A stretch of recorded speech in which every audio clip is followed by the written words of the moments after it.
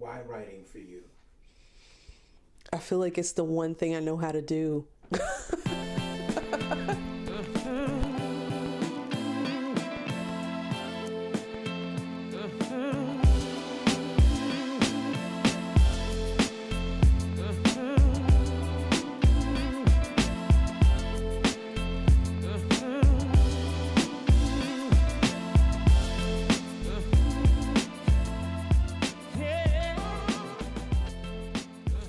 Joined by Tara Betts, who is the author of Break the Habit and Arc and Hue.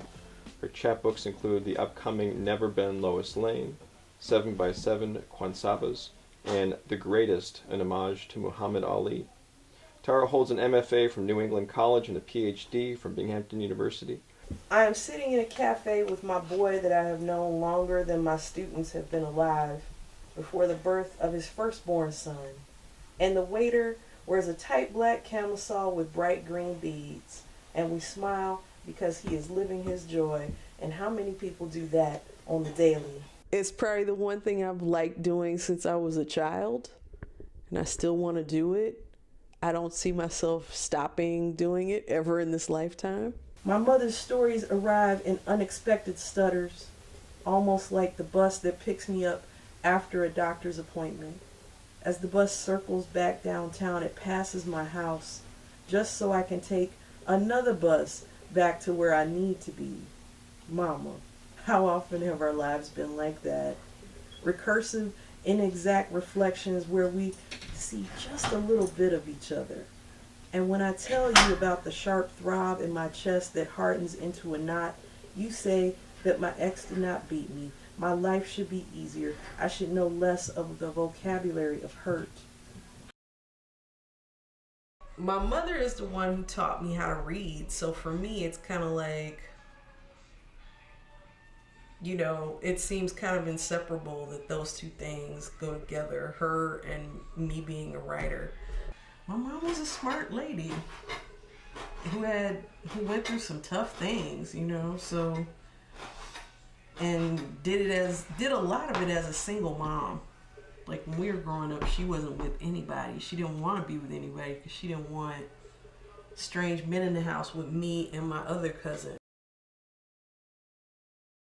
Me and Tara have known each other since I was a teenager. So Tara was one of my first poetry teachers, and I really credit a lot of my growth as a writer to having her as a mentor and as a sister.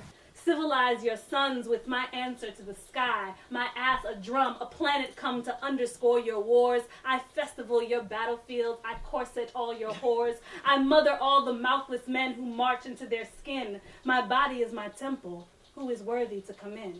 My body is my temple, who is worthy to come in? My body is my temple, who is worthy to come in. Before I met Tara and many folks in the Young Chicago Authors community, I really only had a context for people being able to make a living from their art if they were celebrities. Like I didn't have a context for full-time artists outside of celebrity culture.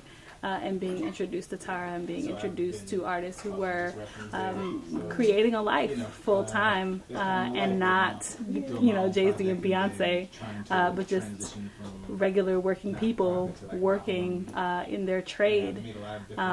It shifted my perspective on how I wanted to live my life. What's your life's mission? Oh, gosh. Life's mission. Are we working to create a world that is conducive not just to our work, but to our existence as human beings?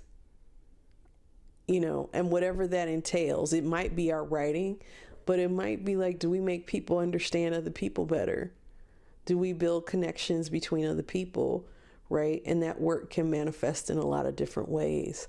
So, yeah, I think that's what I think about as the overarching umbrella statement for what my life's mission is.